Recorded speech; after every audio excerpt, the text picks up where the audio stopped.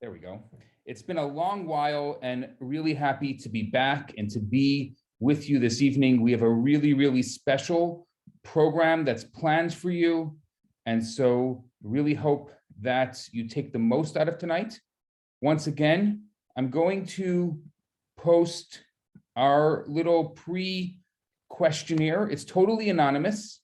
I'm going to post it one last time here. And if you haven't had a chance, it'll take you 1 or maybe 2 minutes to click a few buttons and help us make tonight ever so more connected and exciting for you.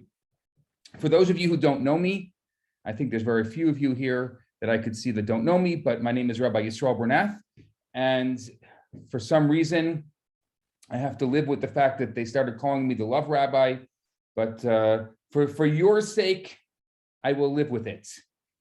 Primarily, I spend a lot of my time counseling and coaching lots of singles, young adults, matchmaking, and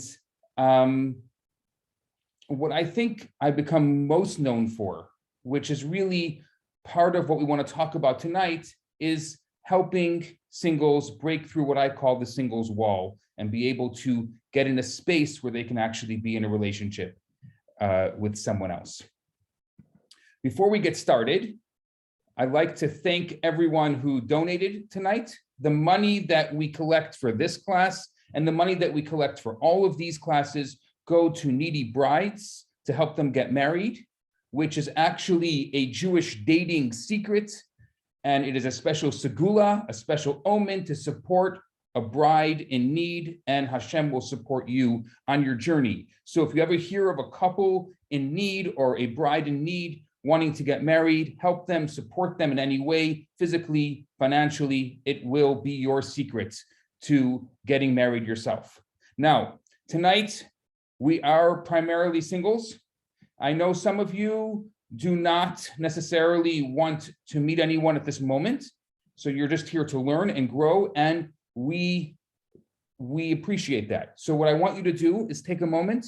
If you're not interested in meeting anyone tonight, just put an NA, not interested, or an NI in front of your name, not available, NA, not available, NI, not interested. But if you are available, what I like you to do is put maybe the age range that you're looking for and maybe your religious orientation, whatever that means. You can write just Jewish, or you can write Orthodox, or you can write whatever. That's something that will describe in less than a few words that you can put in the beginning of your name. You can just change your name to the age range you're looking for and the religious orientation that you're looking for. And you never know, maybe someone will reach out to you tonight that maybe as this session is going on, there'll be some other sessions going on, some private conversations happening. And please, those of you who are going to reach out to others, if someone puts not available in front of their name, please respect that, because that's very important. A lot of people are just here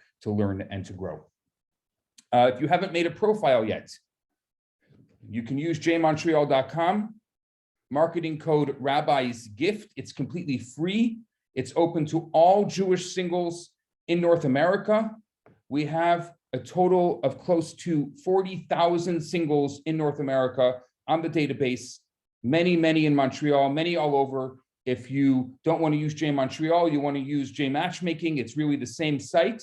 So even though it's called J Montreal, because I'm here in Montreal. And if you are already on J Montreal and you have a friend that signs up on J Montreal tonight or in the next week, and you let us know that your friend signed up, we are going to give you a very special gold membership treatment that is going to be very nice for you for the coming months. Also, for those of you who are interested in Kabbalah, I have 2 new Kabbalah courses that are going to be starting next week. I'm going to send you an email later, but I'm putting some signups there in the chat if anybody's interested in that. And now let's get started with tonight's program. I am very honored to welcome to the stage to join me tonight. It's not the first time he's with me here, but it is definitely the first time in a long while he's been with me here. Rabbi Yosh Berkowitz, for those of you who don't know him. Rabbi Yosh works together with me at Chabad NDG here in Montreal. We do a lot together, but I'll give you a little bio on him so you get an idea of who he is. People call him Rabbi Berkowitz. He doesn't like that. He likes Rabbi Yosh instead. He's one of the few, maybe the only rabbi in the world who enjoys both wrestling and figure skating, never mind being a rabbi. He has a BA in Talmudic Studies and Smicha from the Rabbinical College of America in Morristown, New Jersey. And he has a master's in education in educational psychology from McGill University in Montreal. And he lives here in NDG with me, with his wife, Chani, and their wonderful children. And we work closely together. And we are actually in the process right now of writing a book on relationships together. And so therefore, some of the topics that we are going to explore tonight are topics that we are exploring in this book. And so we like to get started. What we're going to do tonight is very simple. We are going to start off with a conversation. A lot of the conversation has to do with your questions, things that you've sent us before tonight's session. So it's going to be very apropos and having to do with you specifically. And we're going to talk for about 45 minutes. And then afterwards, we are going to open the floor to questions and answers. Please feel free to use the chat box throughout the entire time we're talking, even though you're going to be muted until later on when we unmute you and allow you to ask questions for the second half of tonight's program. Please feel free to use the chat box below. Write your questions as you're listening to us. Things are going to come up. We want to hear from you. We want this to be interactive, so please use that chat box. Without any further introduction, I welcome Rabbi Yosh to the stage tonight. Welcome. Thank you. All right. So absolutely great crowd tonight. Really looking forward to having this discussion with all of you.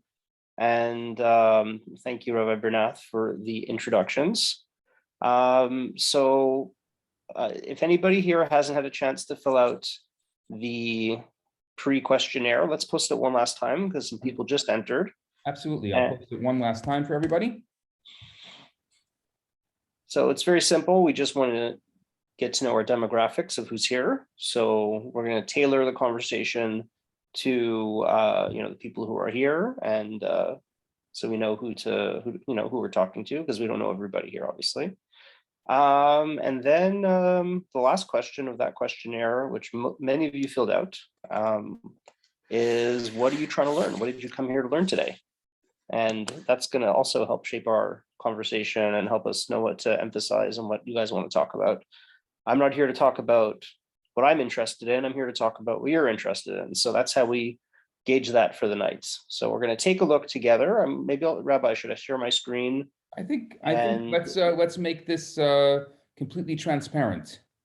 I like transparency. Let's try to get a feel for where we are and where we're holding. There's a lot of questions as you're sharing your screen. There's a lot of questions that keep on coming up with regards to attraction. Attraction. How do I know? That is the impetus for us to have this session tonight. How do I know? How do I know? I meet someone. I'm in a relationship with someone. I see a picture of someone. There's so many different ways that I can be introduced to an individual, of which perhaps I can start a relationship with. So how do I know? What are can I trust myself? So often I'll introduce someone, people say, no, not for me. And I'll say, not for you? Why? Why not for you? And they'll say, I don't like the way they look.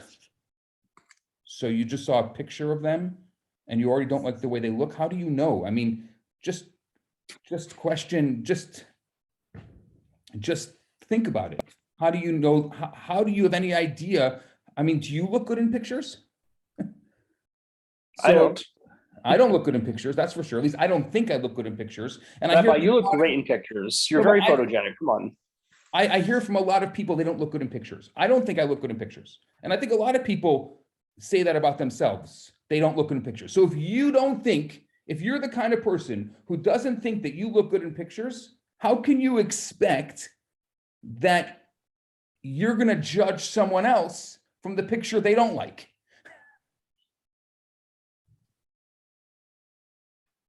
So just to get started, what are the basis? What are the rules of attraction? We'll get there.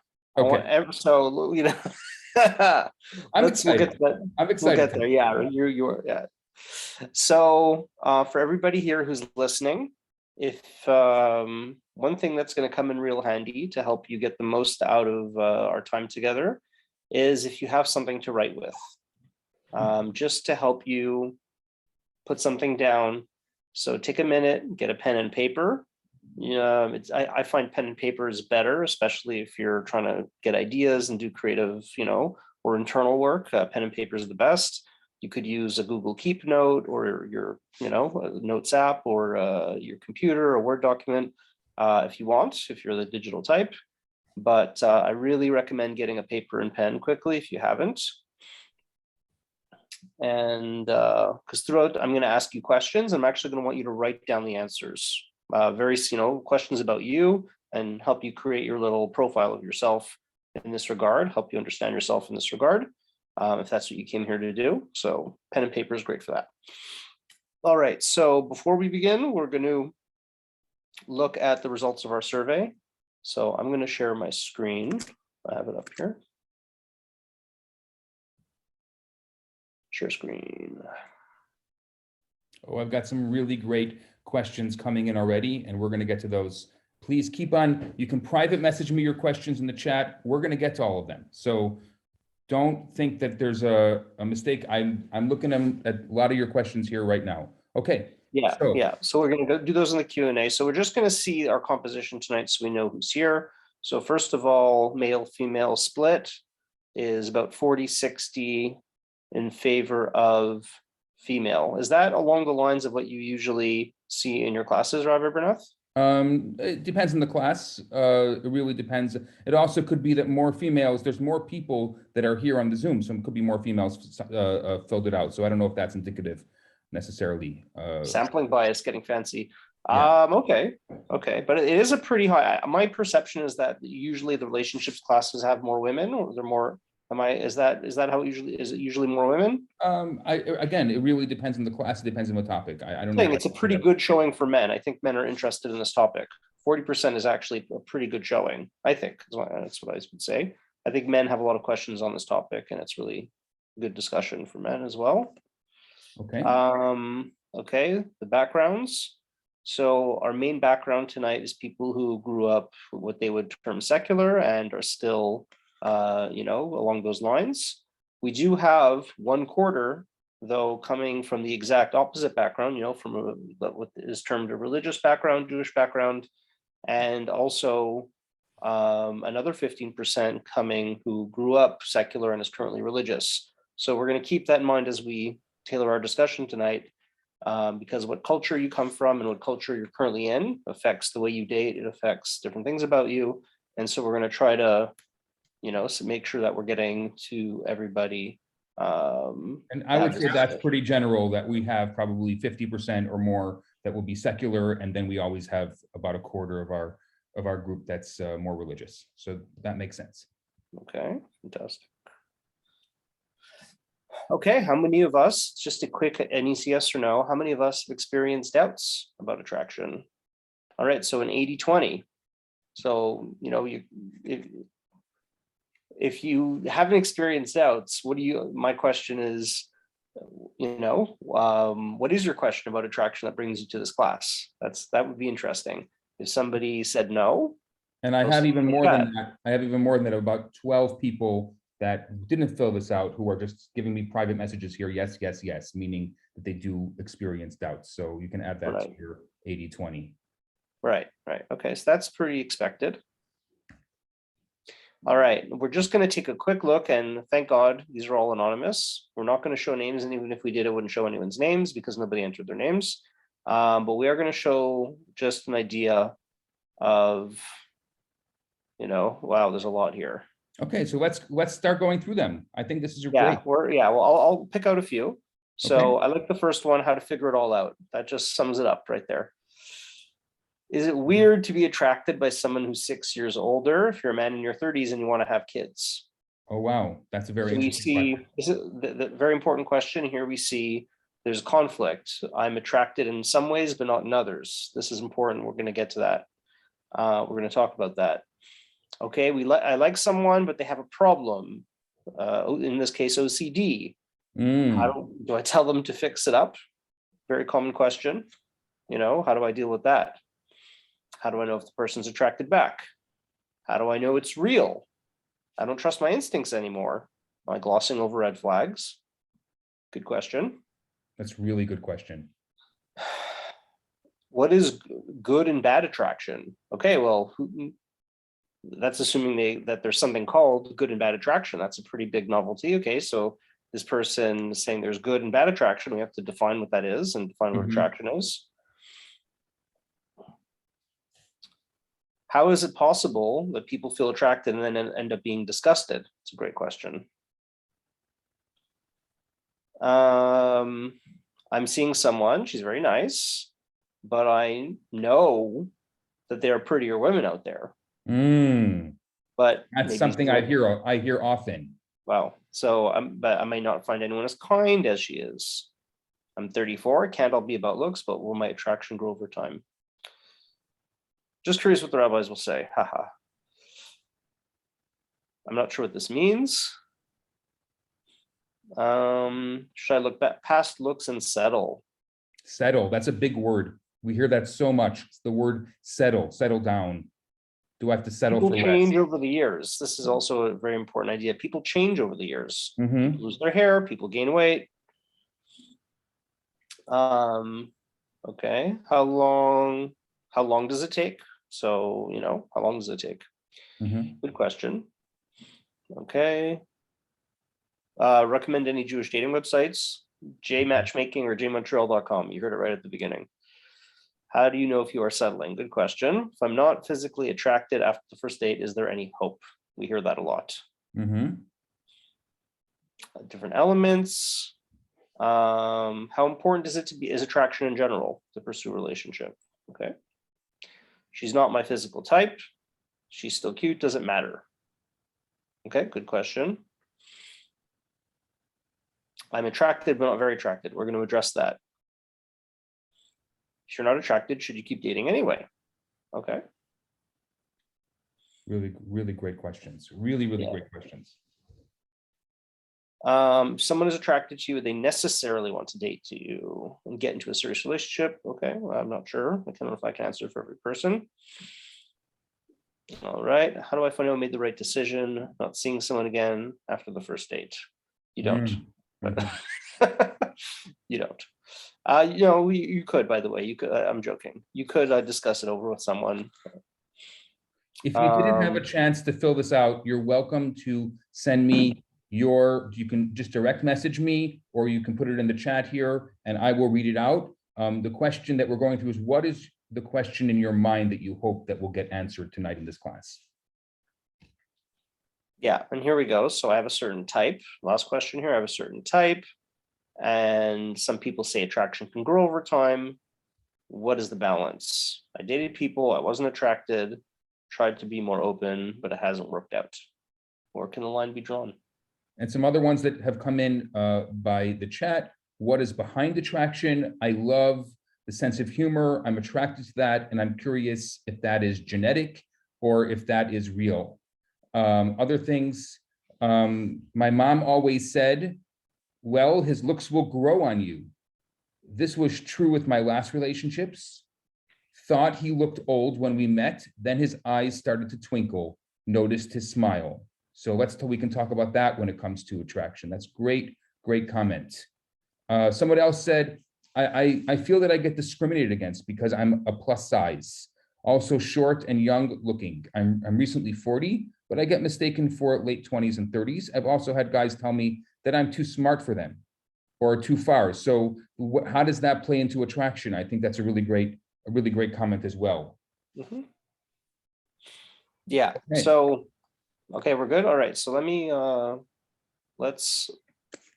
stop sharing for a minute.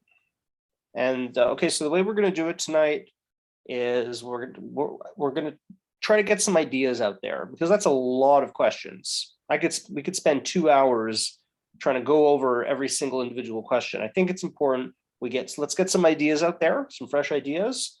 And then I think those ideas will be able to apply to many of the themes and many of the questions that we saw. Absolutely. Yeah. So I've got I have a few slides if you want. I mean, or we can talk about it. Rabbi, how would you like to do it together with the host?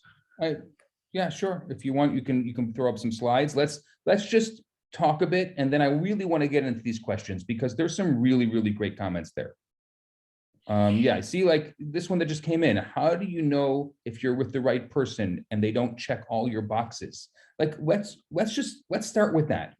If you're with the right person and they don't check all your boxes, how do you know? It's too vague though, because how many boxes do you have? Exactly. Exactly. So we all have a bias, right? So we're all coming to this from a certain perspective, and we can't ignore that. Yeah. All right. I think there's so many questions. I think I'm going to go to the slides because we got to get some ideas out before we can continue the conversation. I think that's how we're going to do it. I think those questions, wow, really mind blowing. Let's go to those slides. All right. So we'll share. Well, if you ask for it, you receive. I love that. Yeah. We've only got 5 slides here, so don't worry, people. I'm not going to bore you with the slideshow, and it's just some visuals to help us back up what we're saying, and then we'll be able to talk a little bit more. So let's hear. We're going to play the show. Go to the next slide. Yeah. No, I want to make it full screen. I think I want to play it properly. Slide. I'm used to Microsoft. I've never used Google Slides. No. Anyway, why don't you just go to the next one? Oh, here's full screen down below. Full screen. There we go. Thank you. That should be good. All right, everybody can see okay, right, Rabbi? The view is good now? Yeah. Excellent. I'm going to, let's do it. All right, so just before we get into some of the concepts, or this is a concept too, I think it's important because we're rabbis, we're talking about, Jewish dating, we're talking about Judaism. What's the history on this? That's, for me, it kind of starts from, is this a new thing or is this an old thing? Is there rabbinic scholarship? Is there, does the Jewish philosophy, the Jewish religion, belief system, does it acknowledge the idea of attraction, physical attraction in this case? The word attraction is very big and very vague, but a lot of what we're going to talk about, has to do with visual attraction. Let's call it that. Did that exist? Was that a thing? Was that relevant? Do the rabbis give this validity? So we see, I remember learning this when I was in yeshiva, and I mentally flagged it in my mind as something important for later, from Kiddushin, from the Talmud in Kiddushin. Yeah, I think I read it. Kiddushin 41a, as Rabbi Yehuda says, that Rav says, it is forbidden for a man to betroth a woman until he sees her, lest he see something repulsive in her after her betrothal, and she will become repugnant to him, which will cause him to hate her. And to prevent this violation of what the Merciful One states in the Torah, and you shall love your neighbor as yourself, the sages rule that a man must betroth a woman in person to ensure that he approves of her. Obviously, we're talking about a patriarchal society.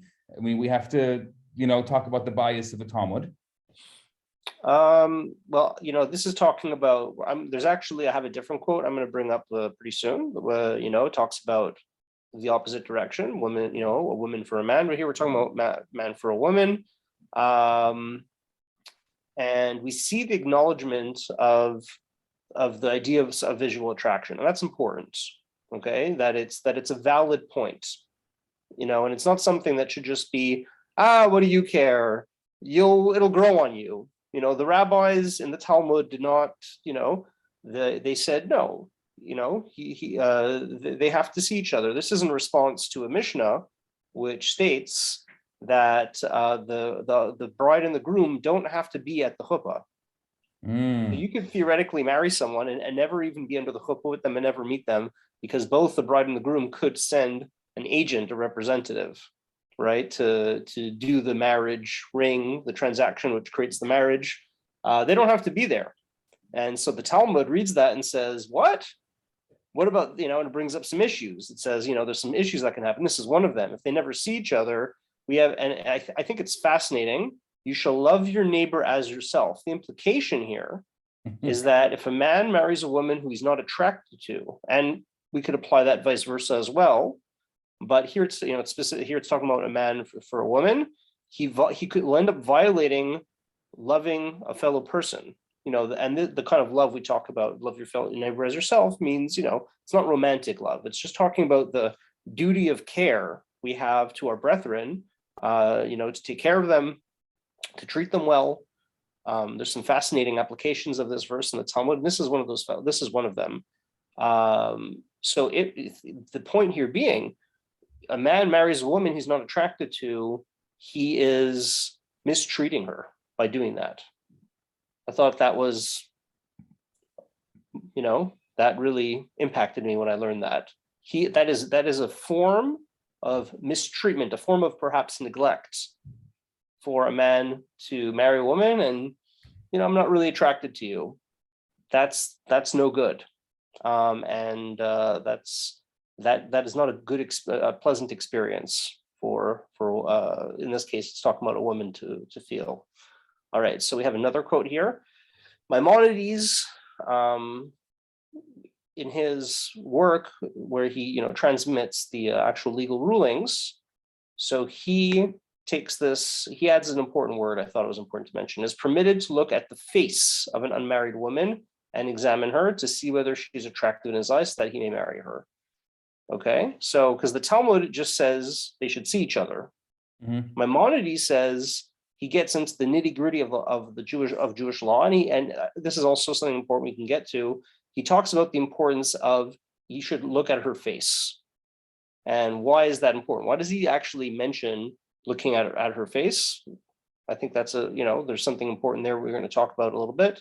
And one last really interesting quote I found, visual repulsion, and this is for women to men. Again, the Mishnah, the source text here is talking about the idea of what's called a rebellious wife. There's a rebellious husband and a rebellious wife. The Talmud in Kesubos, where this is from, there's a lot of Kesubos is looking at the obligations of a husband and wife to each other, nitty gritty, kind of stuff like detailed financial arrangements that are part of marriage and that have major implications for divorce. If anybody has ever been through or knows someone who's been through a divorce, there's like these insane calculations of, I'm talking about today, even in a secular court, there's these insane calculations of assets. That's like 90% of the work, how to divide the assets and who owns what. And so the Talmud was doing that quite a while ago. And that's what the context here. So here in Ksubo 63b, Rabbi, you want to read it? Go ahead. You says, with regard to this halacha, the Talmud asks, what are the circumstances in which the halacha, meaning Jewish law, of a rebellious woman applies? A Maimar said, the case in where she says, I want to be married to him, but I am currently refusing him because I want to cause him anguish due to a dispute between us. However, if she said, I am disgusted with him, we do not compel her to remain with him, as one should not be compelled to live with someone who disgusts her.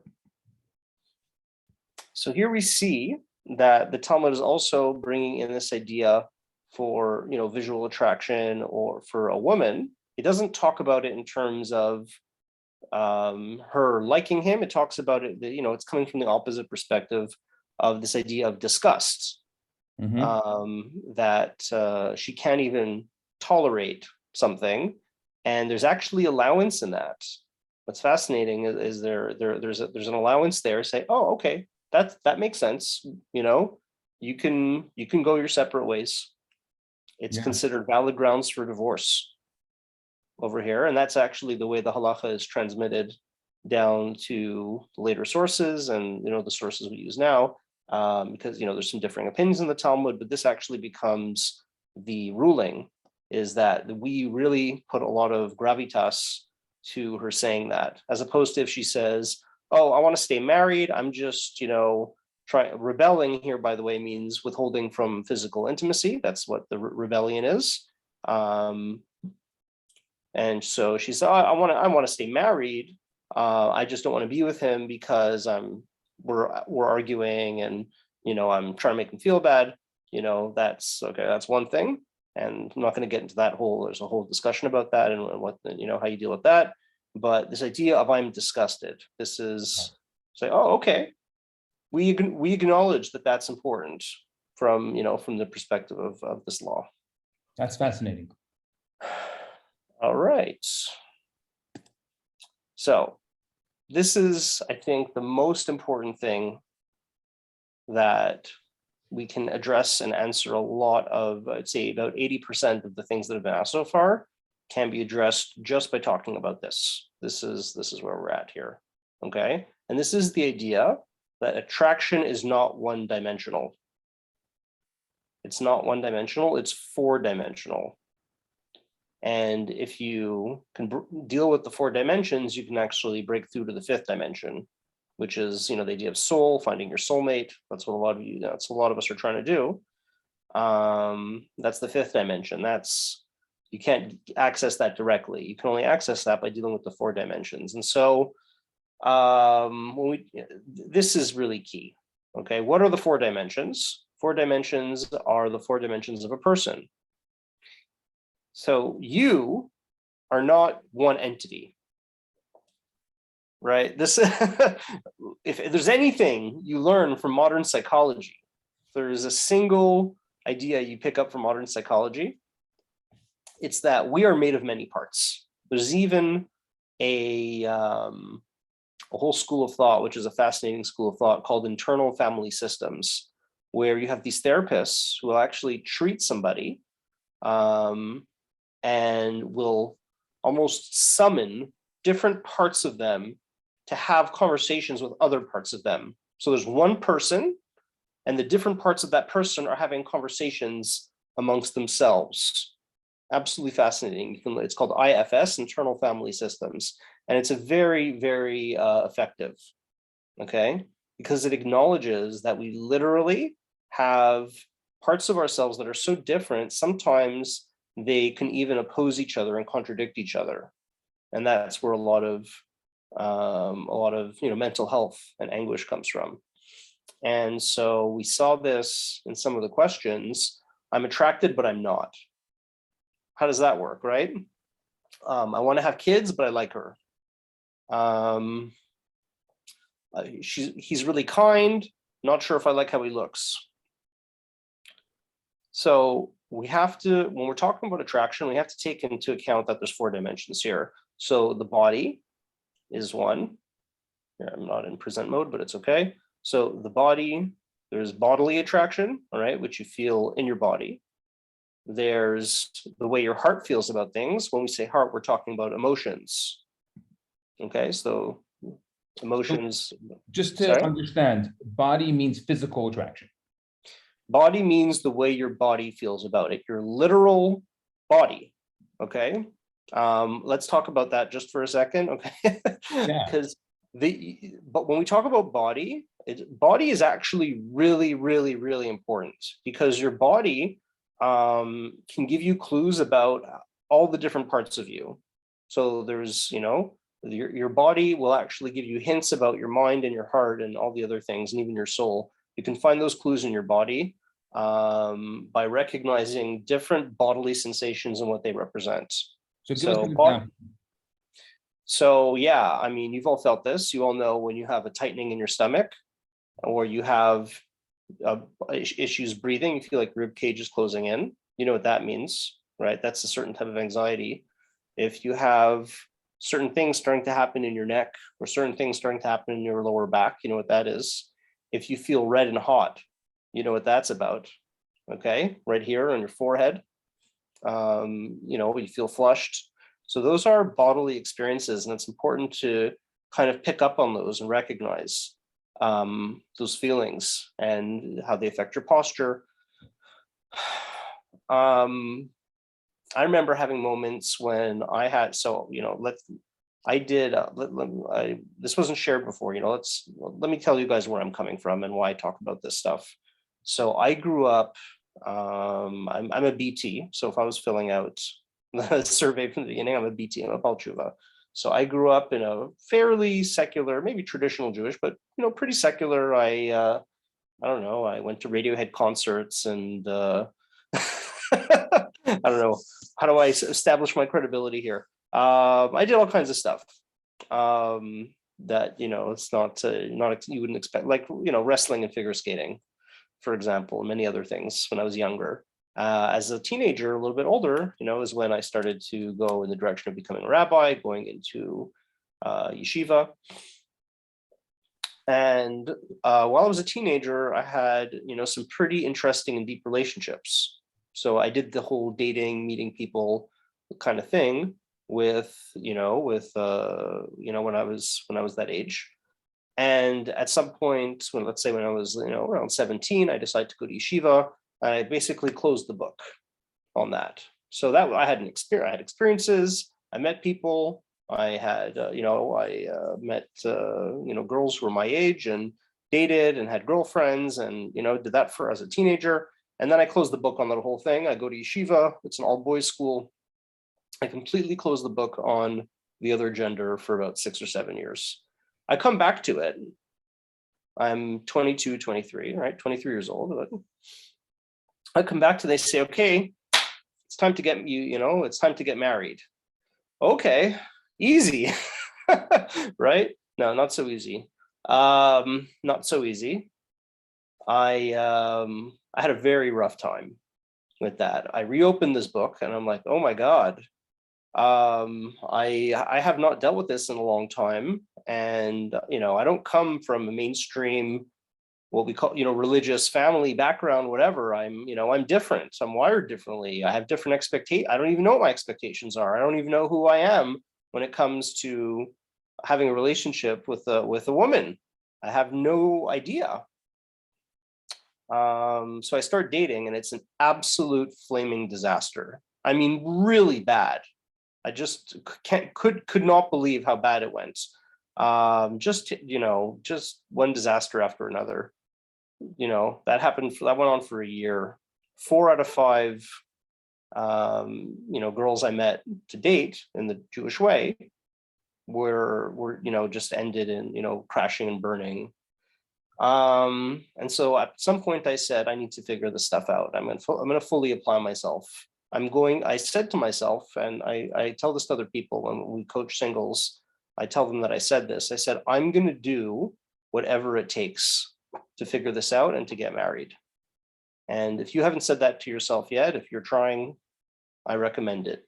I will do whatever it takes. Whatever it is, I will do it. And it took a lot of internal work. So some of the results of that I'm here to share with you guys. So yeah.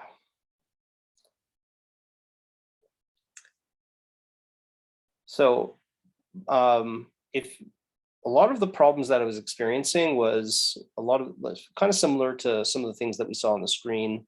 A lot of different sensations and different feelings when you meet people, and it can be really hard to interpret those. For some people, it's really easy. Some people have no problem with that. They know exactly how they're feeling all the time. Many of us don't. And 80% of people in this class right now said, or more than 80%, said they've had confusion. How do I feel? Am I attracted? I don't know. And so to help us figure that out, let's acknowledge that we can have opposite feelings about the same person. We should also acknowledge that as many people as there are in the world, that's how many different ways you can feel about someone. There are no two, just like there are no two people who are the same who you're going to meet, There are no two ways you're going to feel about someone that are the same. Every person you meet is a unique relationship and a unique kind of attraction, or the opposite, or whatever you want to call it, that's going to happen between you two. Everybody. Why is it so complex? You have your body, you have your emotions, your heart, you have your mind. Your mind has to do with your beliefs and your values. Just really add that, but mind is, your beliefs and your values, how you feel about those kinds of things. You have the goals and purpose, what you're trying to do, what your goal is, what you believe you're supposed to be doing, and what that person, do those come together. And if you can put all this together, hopefully you figure out soul. Soul is invisible to us. We can't really directly perceive our soul. The idea being, if you can pull together these four to some extent, then you're going to reach that idea of a soulmate. And you get to experience that as a married person. You can have these soul experiences. So what about the conflict? We keep on getting questions here from people about the conflict. Do you have to have all of these? Right. So here's where we're going to get our trusty pens and papers. Okay. And what I'm going to say is that for every person, there's a different answer to that question. And I want you guys to answer that question for yourselves right now. And the way you do that is you need to know yourself. What do I mean when I say that? What you need to know for you in general, not just relationships, but you as a person. And I want you guys to take a pen and paper and do this right now. Okay. Make a nice pie chart. Give me a nice big circle. And I want you to pie chart. Forget about relationships. You as a person, how much are you dominated by these four pieces of the puzzle? So are you, some people, if you're, can I play on some stereotypes, Rabbi? Is that okay? Sure. Just for fun. We can laugh a little bit. All right. If you're a jock, you like to work out a lot, you like to, locker room talk with the guys, and you're all about your body. That's like your main thing, and you do something, or, with your body for a living, and that's your thing.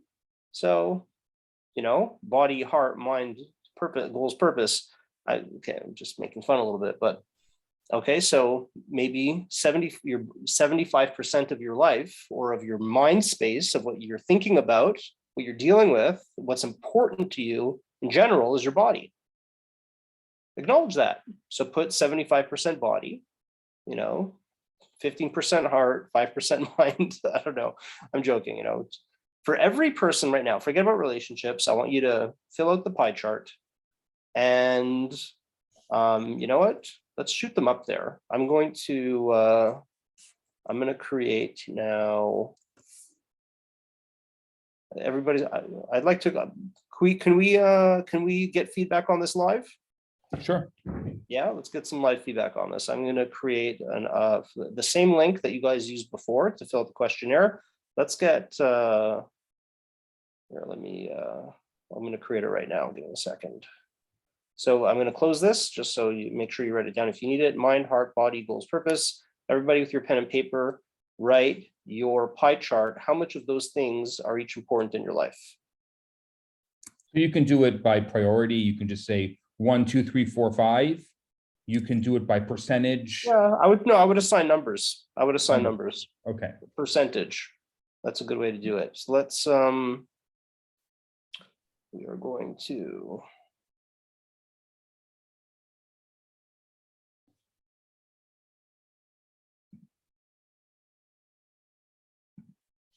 I need a quick question. That's it.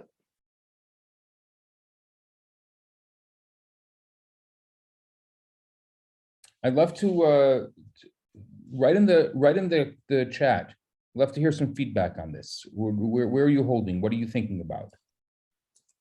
Are you lost? Are you here with us? Are you not sure? You can also send me private chats.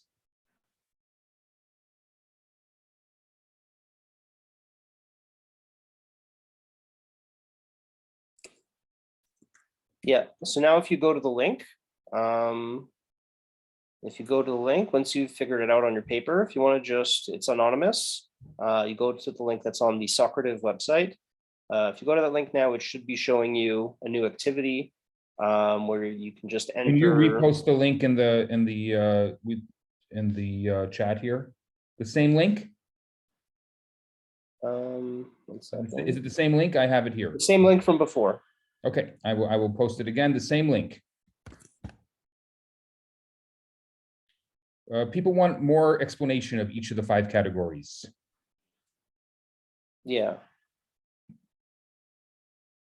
Heart and mind. So can All we right, so let's talk about that for a second. Let's just put it back as people are filling out the Socrative. Can we put it back up on the screen and just talk a little more about it and give some examples? Absolutely.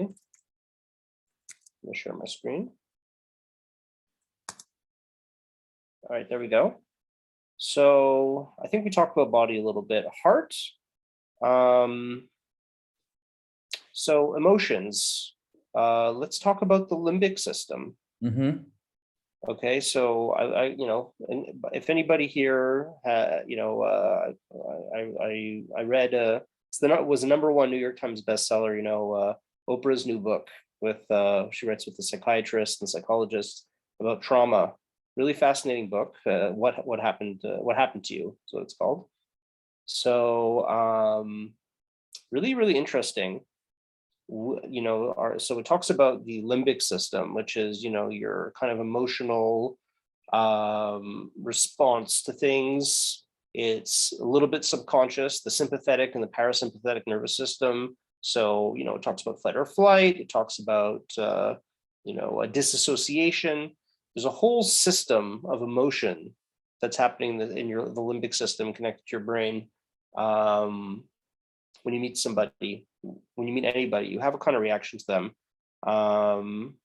That's the reaction of the heart. It's really important to point out also the reactions you have to people, from each of these things are in the moment, they're involuntary. Part of the problem is that we're in denial very often about ourselves when it comes to these different, parts of ourselves. One of them, sometimes we like to deny things about our body, about our emotions, about our beliefs and values. And therefore, we're also in denial about the way we react to other people as well. So you might have a body thing. Some people are more upfront about it. I have a certain type, fine, be upfront about that. That's okay.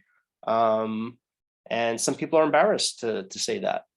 They think they're going to be judged. We have some weird things going on in our emotions. Maybe we have some strange beliefs. But I have seen so many people who have a type or who have something that they say, oh, I have to have this, and it's a real non-negotiable. And then they meet that person, and then all of a sudden everything moves away. And I'll say to them, well, what happened about all that stuff that you had? And it's not necessarily the case. So how do you know when it's true and when it's not true? Yeah, well, I want to go to the results now. We're going to start seeing some results. And this is how you know. So mind 50%, heart 50%. Okay, so somebody wrote 50% heart, 50% mind. Where's your body? Right? You don't have any goals and you don't have a body. This is important. Where's your body? You're not a disembodied soul, floating around somewhere. I used to be in denial of my body. I had a lot of conflict between my religious self and my older self. I had a big fight about that, actually. That was part of the problem. I had to acknowledge that I have a body. That's okay. Right? Mind 20, so 20, so body 40%. So if your body really takes up a lot of your life, right? If that's if that's who you are, so you weight it. When you're meeting someone, you're gonna weight that a little bit heavier. Right. You're gonna come and you're gonna say, I'm a body person. This is a really important thing in my life. I'm gonna put a little bit more weight on that. Notice though that it's 40%, and the other things are 20%. So it's not everything. It's not even half. So all the other things here could outweigh it. Interesting, right? How that works. So the person who says, 50% heart, I want to love and be loved, and kindness moves the rest along with that acceptance, and without shared goals and values, the heart isn't fed. So the rest is sharing the other 50%. Can you say that it's 50% heart and the rest is sharing the other percent, even body? Yeah, it's important to identify what your lead foot is. That's the important thing. There, many of us have a thing that leads, that's like really, significant for us. And so we need to start with that, lead with that, right? That's the first thing. If whatever your number one is, especially if it's 50% or more, you're probably going to want to consult with that part of yourself and say, that's the first part you're talking to and saying, hey, body, are you attracted? Hey, emotions, what are your feelings here? Hey, mind. Okay, then here's somebody asked, what emotion, emotions are a little bit difficult to talk about, how your heart feels about somebody. I'm not a terribly emotional person.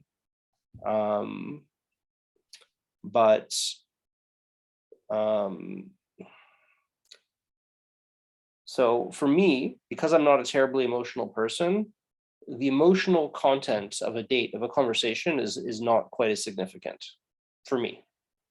That's just how I am. For somebody else, there's got to be this kind of emotional interplay back and forth, emotional content to the conversation, a lot of emotions being shared, being communicated, if that's really important to them.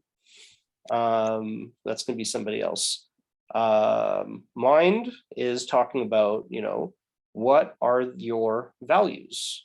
Do you have, what are, not only that, but the intellectual part of the relationship, how important is it that you have a sparring partner? Right. For someone who's I was having a conversation with somebody who's recently divorced. And I said, well, how did you know you were attracted to her in the first place? Like, what got you married? And he said, this guy is real brainy. He's one of the brainiest people I know. And he said, she could keep up with me. That's what it was based on. The problem was that he forgot about everything else. So she could keep up with him, very nice. Forgot about the body, forgot about the heart, forgot about everything else. Forgot about the soul, the values and goals. Right. So often people who fall in love, they may be falling for one element and leaving the other four behind. Yeah. If you find, this guy is 60% mind. So he found someone who really checked off that box, and then he just forgot about everything else. And that's where all the problems started. That makes a lot of sense. So that idea of falling in love, yeah, it's possible. We can acknowledge that, yes, this could happen, but you may also be letting go of 80% or what could possibly be 80% or four other really important things by quote unquote falling in love. The person who said 50-50 mind and heart just messaged me and said, he says, I'm not good in math and this seemed to be the easiest for me. As I took it to mean, when looking for a match, I think about it rationally and then how do I feel about it? And goals are important, but I try not to focus on the body of others as I don't want them to judge me based on my body. Okay, so this is important. I try not to focus. Right. Now, the reason you put the word try in there is because you can't not focus and you're trying not to because you don't want to be judged.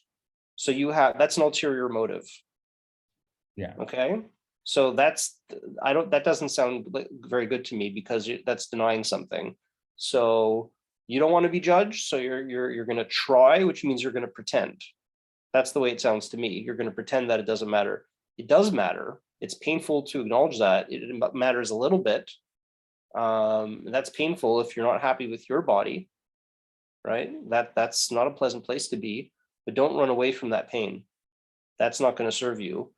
That's not pleasant. That's painful. Maybe that'll spur you to do something. and maybe it'll inspire some soul searching. That pain is very valuable for you to figure it out. You don't want to run away from that pain by just ignoring it. And that's why I made the disembodied comment, because I picked that up. It's very tempting to want to ignore the body. I did for a while. Bad, very bad. Okay. I was dating girls who I was not attracted to. I'm a mind person, so if I met a girl who was all mind, was all in there, if the mind was 100% for me, I would just go with that. Forget about my body. Who cares about that? Would have been really bad. I would have not fulfilled love your fellow as yourself. Talmud said. Yeah. I would have not fulfilled that. Now, how do I know if it's healthy attraction? Really important question here, because here we're assigning numbers, and there's a lot of numbers. We're actually going to talk about levels of intensity, which is a numbers game, but there's also qualitative differences. And we're going to talk about the personality factors. We're going to talk about some of the qualitative differences that come with this. And this is where it gets really fun. When you are meeting someone, if you guys are dating someone, we can do this exercise together. You can put intensity to it. These are the different factors. You can weight them. We're going to talk about how intense the attraction is, but there's, mind, for example. There's so many different ways of being intelligent.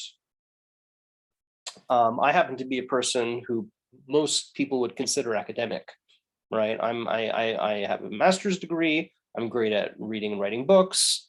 People consider me more of an academic type. I'm terrible with losing things. Okay, I'm really bad at being all kinds of street smart. I'm really bad at understanding people sometimes. The only reason I can give these classes is because I'm so bad at understanding people that I actually had to think about it and study it so I can teach it. But, Rabbi Bernath is a natural at understanding people. That's why he's the matchmaker, right? So there's different kinds of intelligence. And that's where things start to get interesting, where it's like, what kind of intelligence do I need a contrast? Do I need someone who's like me so we can have these conversations that are really fun and, we can talk about all the same things? Or do I need someone who's going to challenge me? Challenging me is an interesting part of attraction. Sometimes the person you hate in a certain way, sometimes that is kind of love in disguise, right? Like, oh, it's almost like a movie trope at this point. I'm so frustrated by this person in a certain way. Yeah, your wife or your husband is going to frustrate you. That could be a very good thing, actually. That actually is one of the big parts of attraction, is we're different. Not for everyone, but for some people, that can be really interesting. So how is he or she smart? Are they smart in a different way than I am? That actually, let me take a step back. We talk about attraction, and like I said, there's as many ways to feel about people as there are people in the world. Do you want a friend, or do you want a husband or wife? Do you want a colleague, a coworker who you work well with, or do you want a husband or wife? So the next thing you can do with your pen and paper, now that you have the weights and you see what's the most important thing for you, start with the most important one and make some lines from there. Okay, start with your most important piece of the pie and make some lines and start talking about, even if you have to think of specific people in your life, let's say you're a mind person like me, what are the different ways that you interact with someone through your mind? An ideal friend, an ideal coworker, an ideal acquaintance, and then which one of those ways for you do you think is best for a spouse? And if you're not sure, it's fine. We'll get into that in a little bit about what is good for a spouse. Let's do it right now. I want to talk about that right now. Yeah, but go ahead, I Rabbi. think that's very important. First of all, what's good for a spouse, and things that are not good, things that you would think are good, but they're really not good. Yeah. So this is really important. What do spouses do all day? So there's two things spouses do. There's three things. All right. So when you're single, you think, that it's all about, physical intimacy. Maybe you think that. So that's a pretty small percentage of your time. Okay, that's just one part of being married. There's a lot of other things going on. Most of your time is spent kind of accomplishing things and doing things. That's important. So, that's the coworker, the colleague who, there's an element of we lost the screen. That's okay. No, I just stopped the sharing. Yeah. Oh yeah, perfect. Okay. So there's an element of, body, physical, physical attraction and intimacy. Okay. So do I feel that? Then there's an element of doing things, trying to accomplish things together. Can we clean the kitchen together? Can we get a job done together? Can we, do complex tasks together? That's the second thing. And then the third, and in my opinion, the most important thing is, can we do nothing together and have fun at this doing nothing? Because most of your time together, once the kids are asleep and the kitchen's clean and the tasks for the day are done and it's 9 p.m. like it is right now, right? Now it's time to do nothing. And that is when you're building your relationship, when you're not doing anything. Is that fun? So when you're looking at your pie chart and you're saying, you're thinking about different ways you can be with people, the different parts of yourself can be with other people.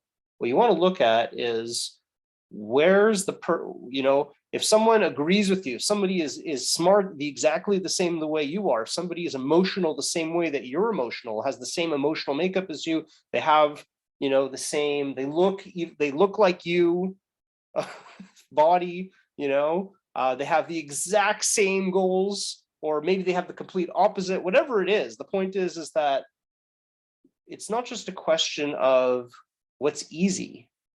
It's a question of, what is that person that I can sit with them and do nothing, and we're just having a ball.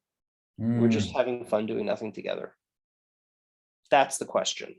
And so, why do you think that's so important? Because there's so many other things, and I'm just asking this because I think of so many people and so many things that, if I could say, plague people when they're looking for someone. We're talking here to people who are looking for someone. Yeah.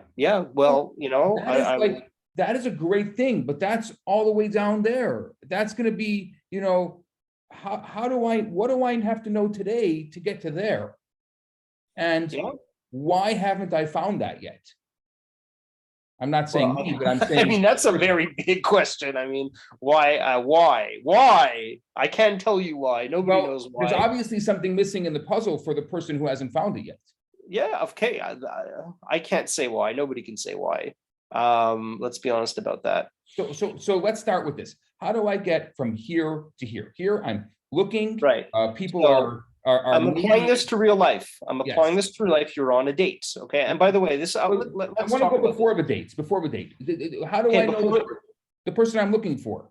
Okay, I can't talk about before the date yet, because you need to know what's good. I want to talk about a date, and then you can apply that, use your experience to apply before the date. But you need to go, if you don't know, you just got to go out with people or apply experiences from, other people that in your life. But let's talk about a date for a second. First of all, and I had this conversation with somebody who, fits into this room quite well. I don't know if he's here.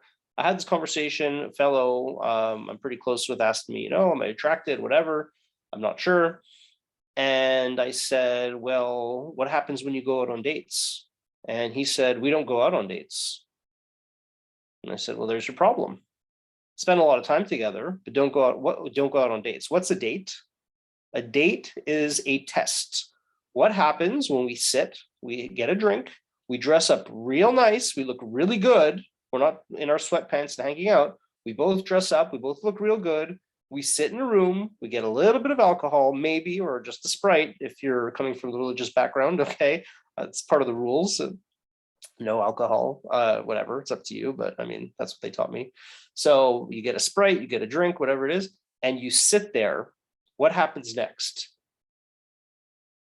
That is how you get to know how you feel about someone, what you think of them, how your body feels about them, what happens when we sit and do nothing together, okay? That is the ultimate litmus test for a relationship.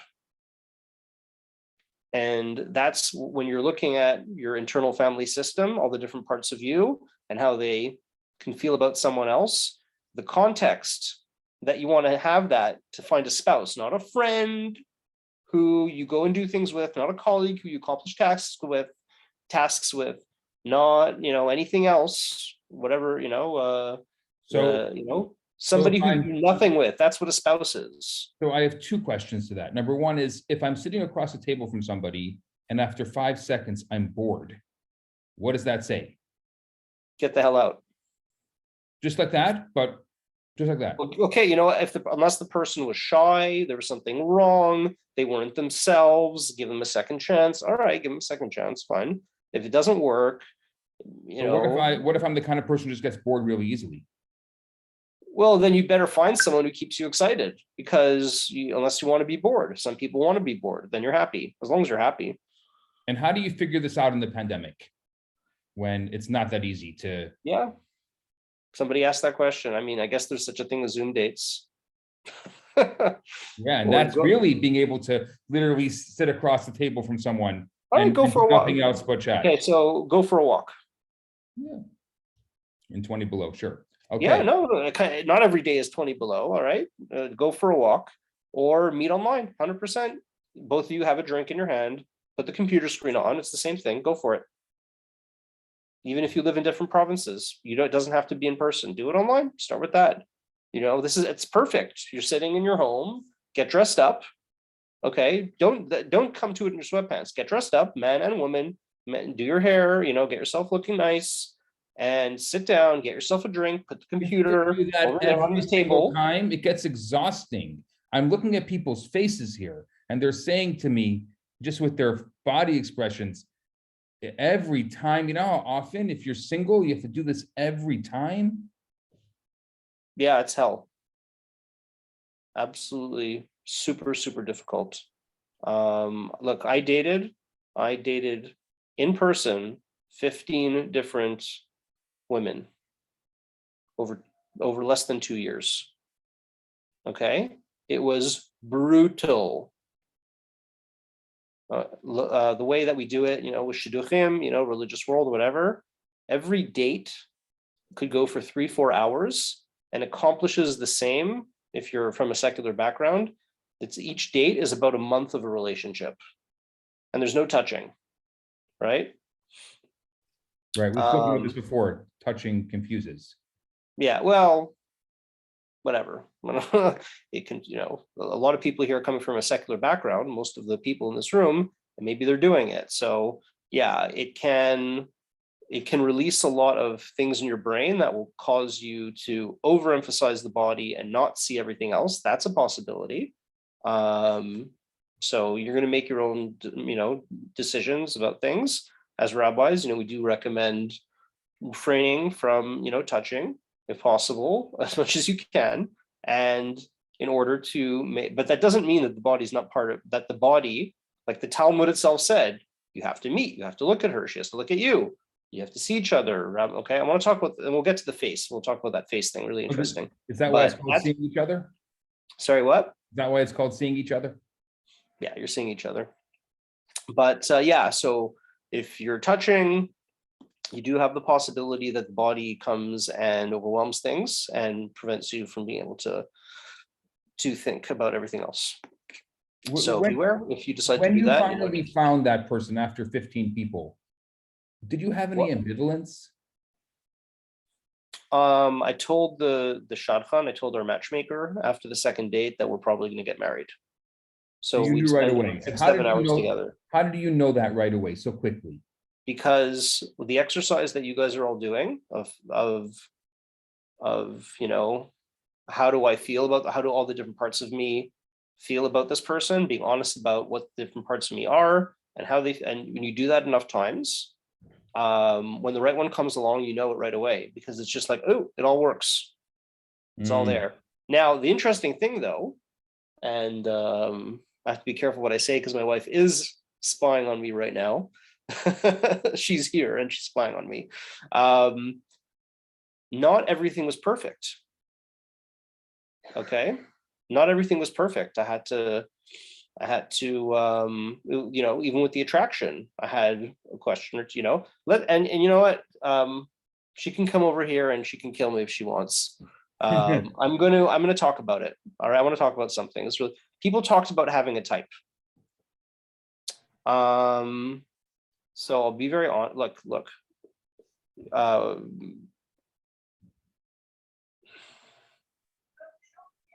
She says she doesn't care. All right, that's good.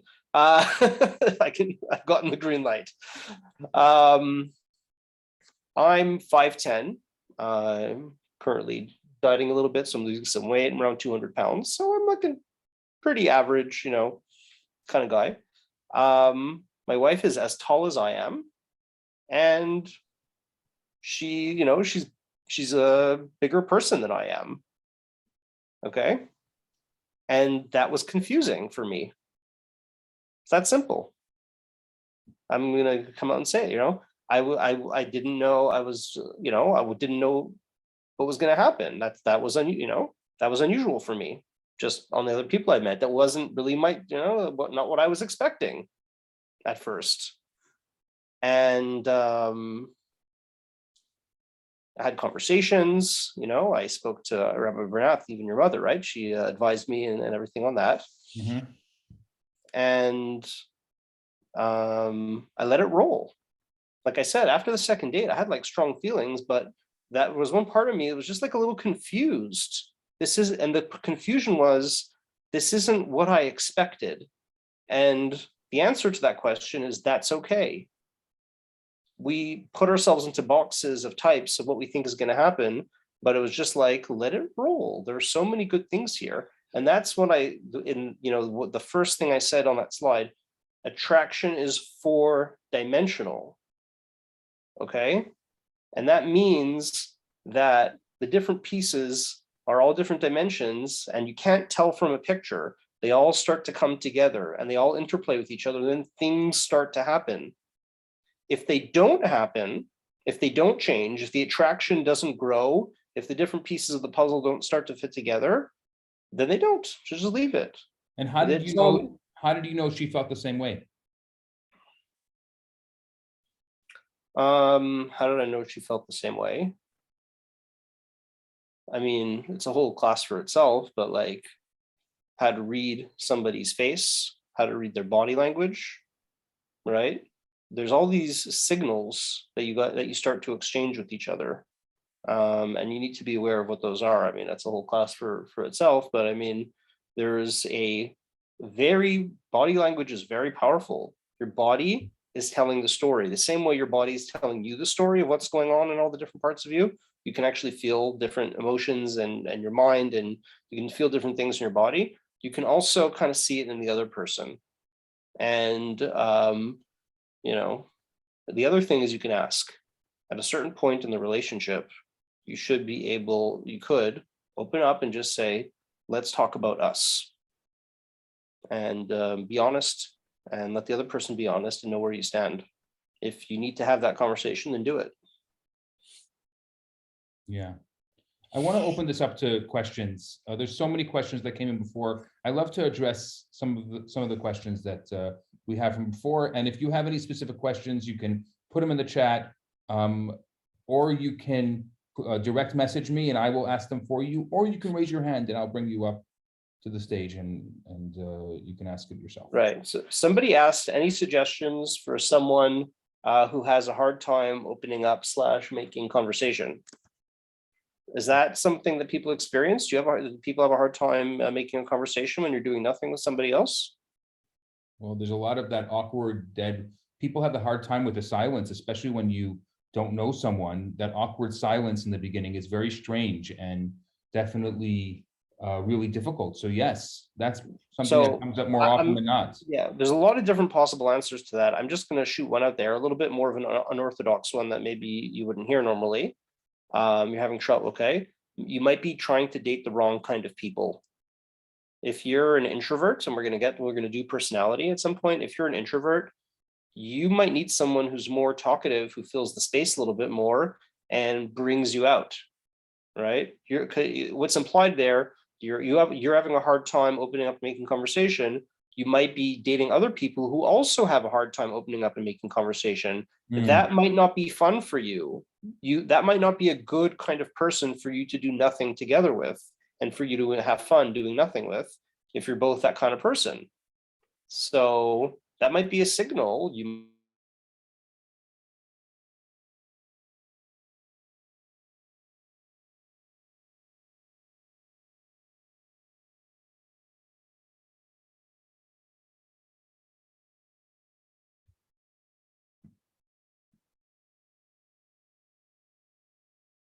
Yeah. Why is it that the ones I like aren't interested and the ones I'm not interested in chase me? Holy moly. Woo! Rabbi Bernath, I defer to you on that one. Wow. Yeah. You So, got something? I mean, there's so much that could happen. Again, I think it comes back down to what your priorities are. And, you have to ask yourself, what am I really interested in? You have to ask yourself, what is it all about? And what am I after? Is it just this game that I'm trying to play?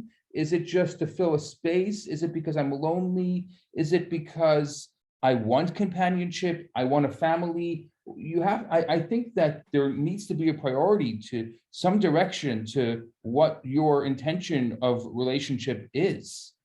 And so then it doesn't become this thing that, oh, well, I'm not interested in them. Well, how do you know you're not interested in them if they're chasing after you? How do you know that? Why? Because you don't like people chasing after you, so you're not interested in that? You're not interested in that action of someone chasing after you? How do you know? Well, what sign did that person tell you? They're annoying? Well, maybe you didn't give them a chance. I would say if you're having that experience consistently a lot, it's like you need to sit down with someone and have a real coach. Oh, by the way, that's an important thing. Let's do our plug. Rabbi Bernath and I both do one-on-one coaching. We have a class that we're going to reopen at some point. A small group class for people who are doing like the more shidduchim style thing. And even secular people can benefit from it. Yeah, everyone can benefit. So we do have it's a 6-class intensive. We go through exactly step by step with charts and everything, exactly how to go through the shidduch system, and we really break it down.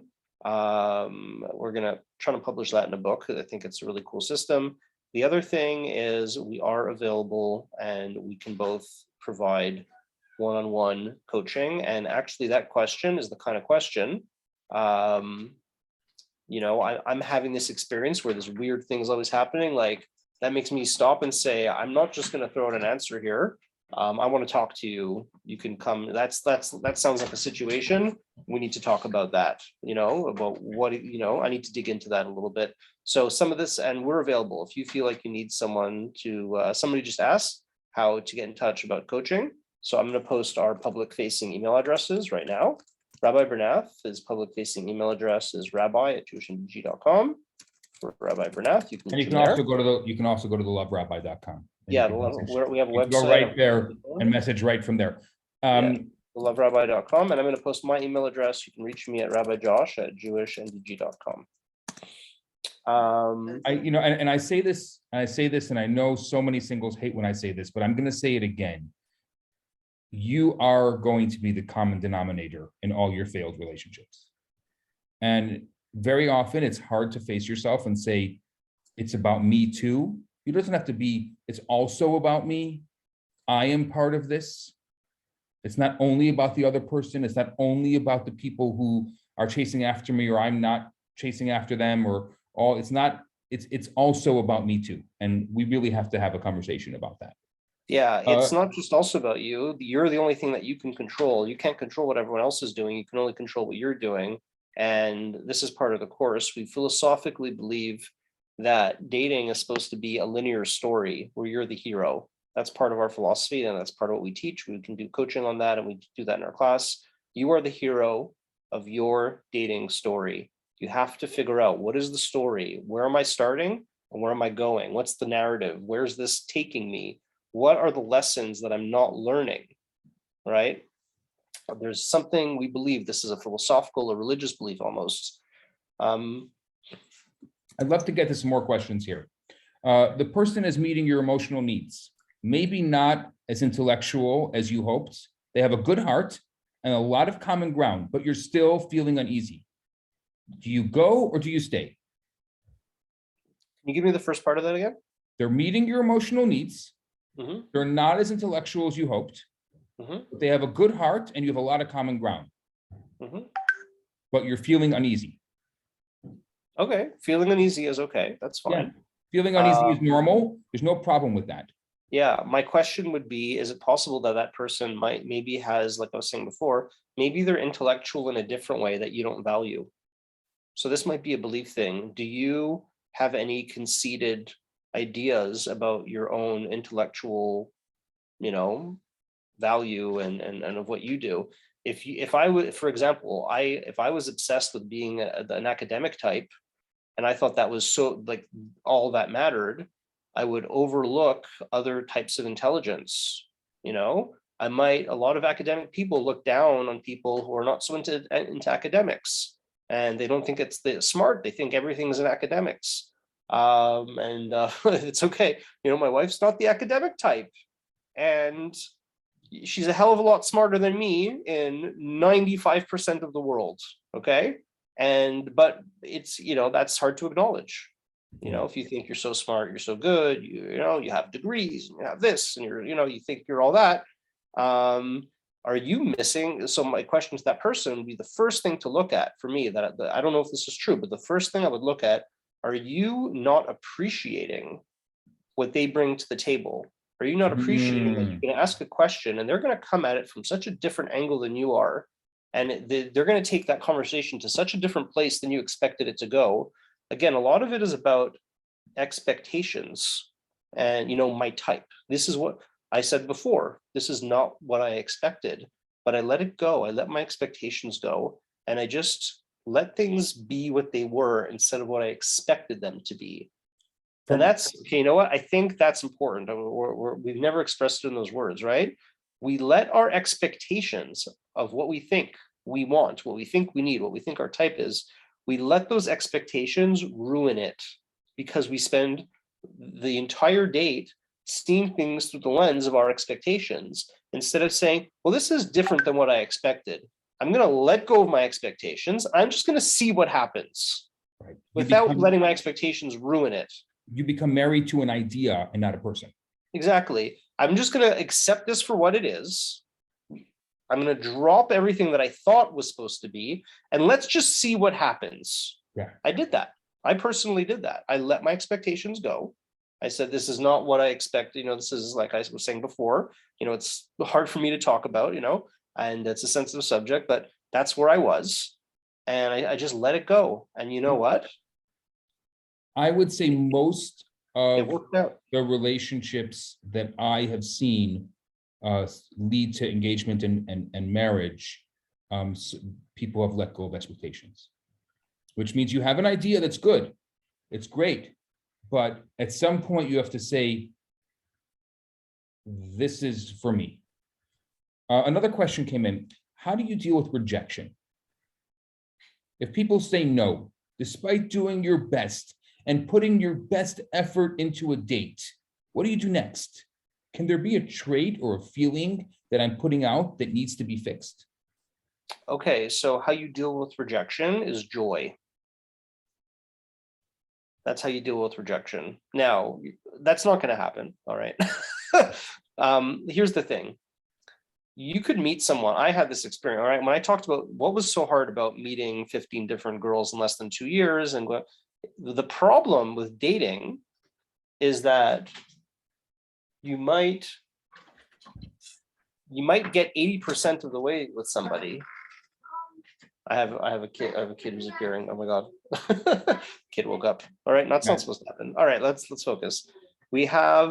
You might have somebody that there's so much good thing. There's so many good things about them. There are so many things that you like about them, but they might not be the right person. So that sucks. In the religious world, it's very common that if you stop dating a girl, you will never see her again. There's no, okay, we'll stay friends. In the secular world, it's more common. You don't break up with anyone. You say, I'd like to stay friends. And what do you think about that staying friends thing?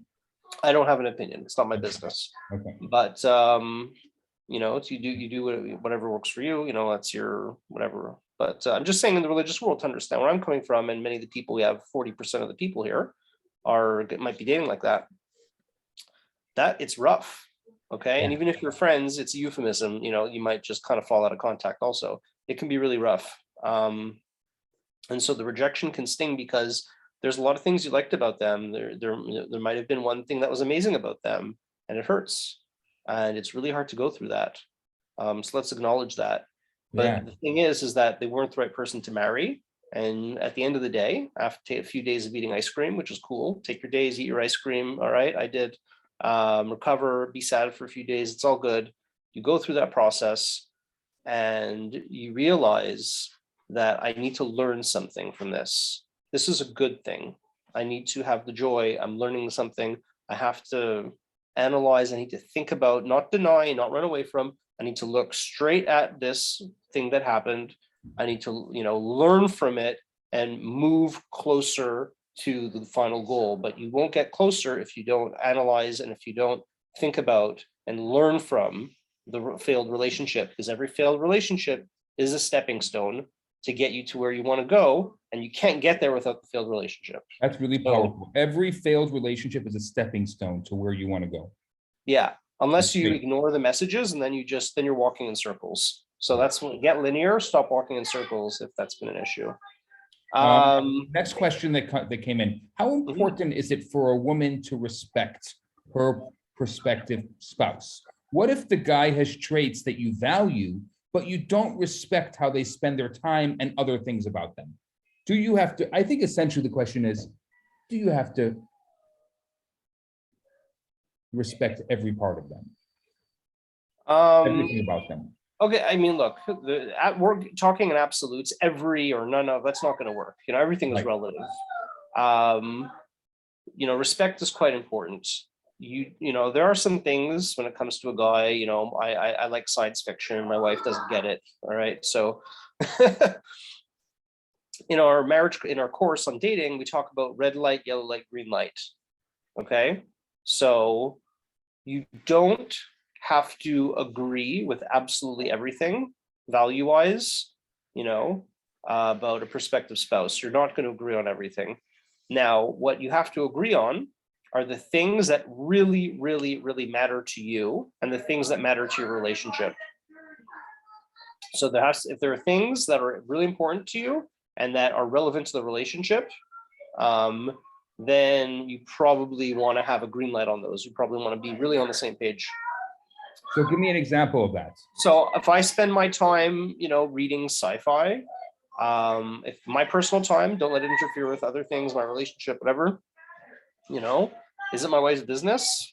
She doesn't respect that. She doesn't think it's mature. Or, okay, sci-fi, what if it's like dumb, juvenile comedy? It's not really her business. She doesn't have to respect that. It's my business. It doesn't relate to our relationship. It's not really that important. Then I would say, you let that go. You can have a yellow light. You can have a yellow light, or you can have a red light on that. You can not really respect that. It's not your business. A guy has some sort of dumb thing he likes to do.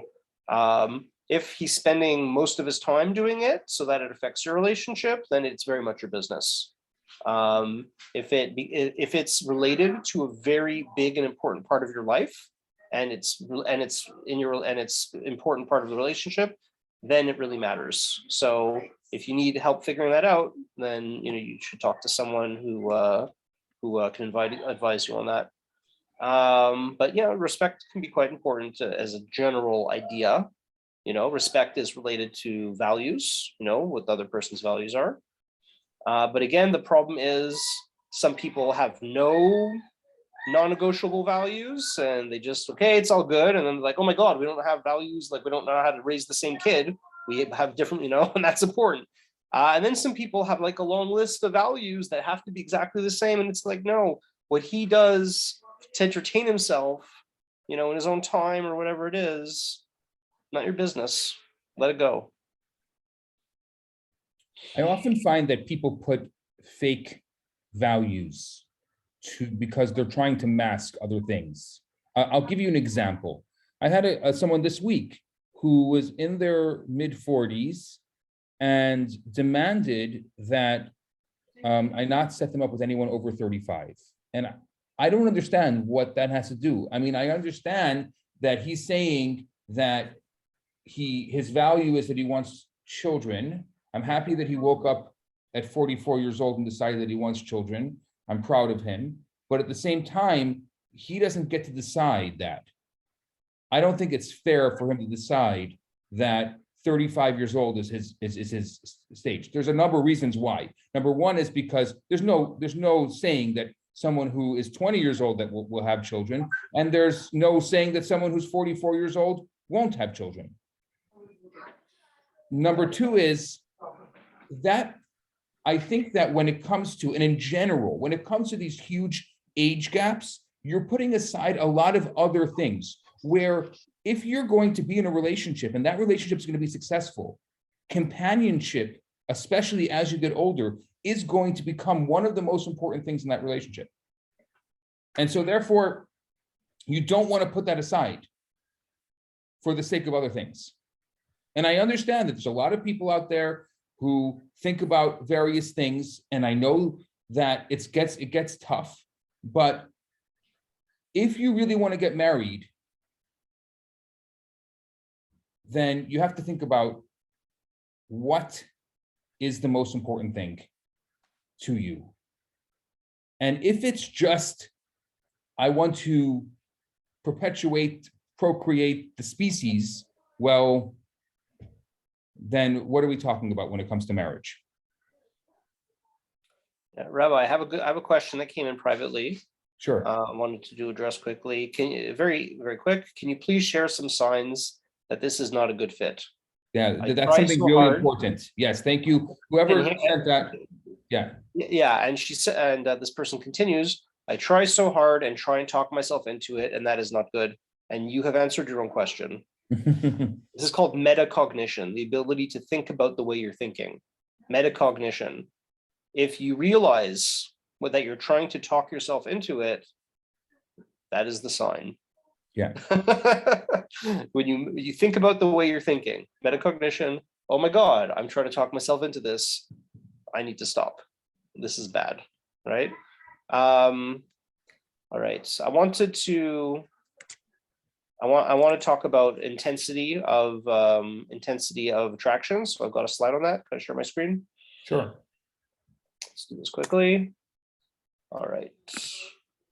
So this is the attraction spectrum. Keep your questions coming. We'll answer them soon. Just keep your questions coming, whether they're in the public chat or private chat. We will get to that. Oh, there's some good questions coming. Yeah. So this is the attraction spectrum. I put some numbers in on a scale of 0 to 10, right? So starting with repulsion, you feel disgusted by something. That's what we call a -3. Okay, that's not good, obviously. You know. Okay, tolerance, you're okay with something. Click means that that's what I call click. We click, it clicks, it just fits. It's nice and comfortable. You really like something. And then we have infatuation, when you are obsessed by something. So I think that for most things on the attraction spectrum, click is where you want to be. You want to have like a nice feeling of attraction for something. There are some things that you're going to tolerate. There's some things that you're going to tolerate. Repulsion can be very tricky to deal with. That's not a good thing, obviously. Yeah, but often it's important to say that often things that repulse you immediately may be very good for you because it means you care and it matters. So it may be because it's the opposite of attraction. Yeah. So with that, maybe you want to consult with somebody, but the most dangerous of all of these things is actually infatuation. If somebody's repulsed, I'll say, all right, when I see infatuation, that's when I get worried. This is the most dangerous. Yeah. Okay. Because this is where really bad stuff can happen. I've experienced. This is where you're putting other things aside and you're not looking at the full picture. Yeah, I've experienced infatuation. Okay, infatuation is what is Hollywood love. It's what they present to you in a rom-com. Infatuation is the experience of losing touch with yourself because of this other person. Somebody who is just like they just completely overwhelm your system, and you become a different person all of a sudden, and you don't recognize yourself. If you stop and think, you don't really recognize yourself. And yeah, just any issues just get glossed right over. You're completely lost. This is real, and it doesn't go away. It doesn't go away. That will stick with you.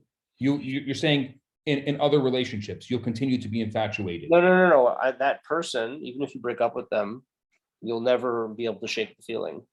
Wow. Yeah, it stays.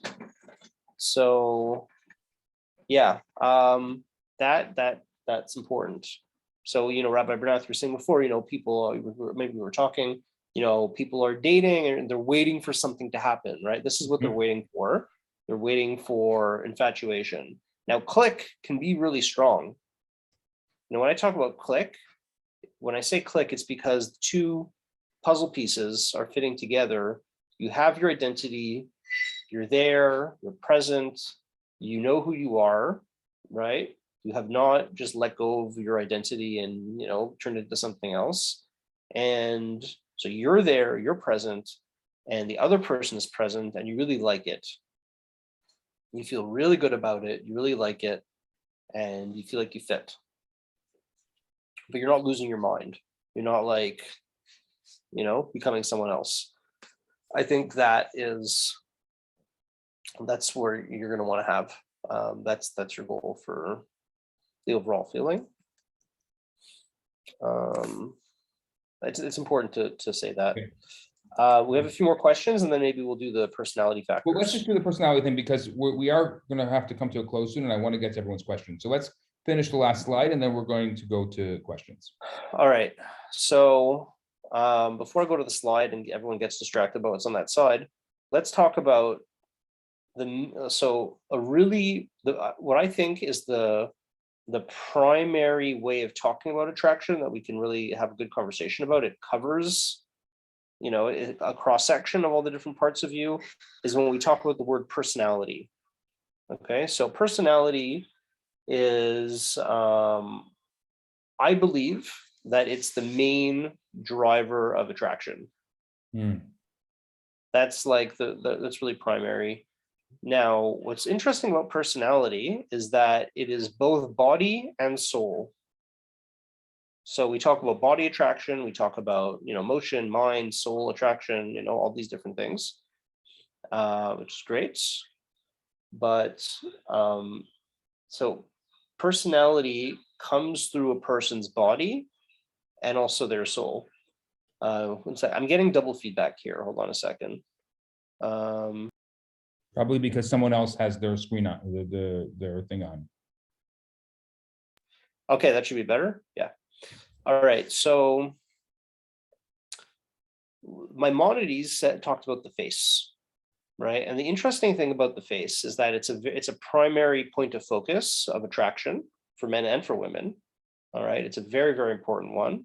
And this is supported by Maimonides himself. And he talks about you need to look her in the face, she needs to look you in the face. And that's really important. Why is that so important? Because attraction is a 4D experience, 4-dimensional experience. And you experience those 4 dimensions face to face. You see it in the face of the other person, because in the face of the other person, you see their soul. That's what panim in Hebrew, face. The word panim is from the word pnimi, means inner, internal. So you see the inner person. They talk about the eyes, right? Everybody knows the eyes are the gateway to the soul, and really the face. We talk about looking at a photograph. Rabbi Bernath brings it up a lot.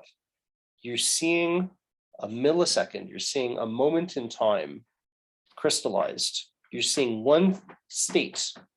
In every moment, every 10 seconds, we have like 25 different faces. That's why the Hebrew word for face, panim, is always plural.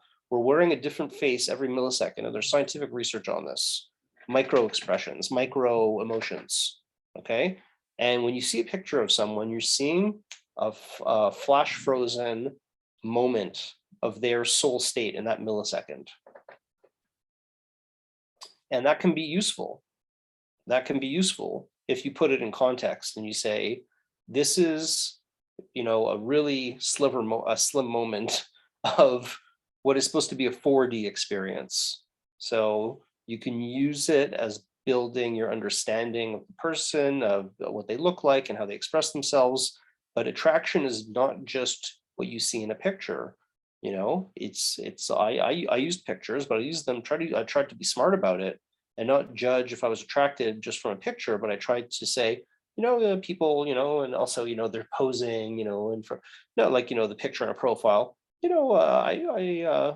social media, a lot of people are out there, and you can see people in candid, real situations, and you can kind of get to know them a little bit, their personality, and see them start to put the 4-dimensional picture together a little bit, with some, proper, pictures of them in different places. I saw a picture of my wife, the woman who's now my wife, before we were dating. She posted it online of her in an amazing, beautiful place. She was traveling, and I got to see how happy she was capable of being.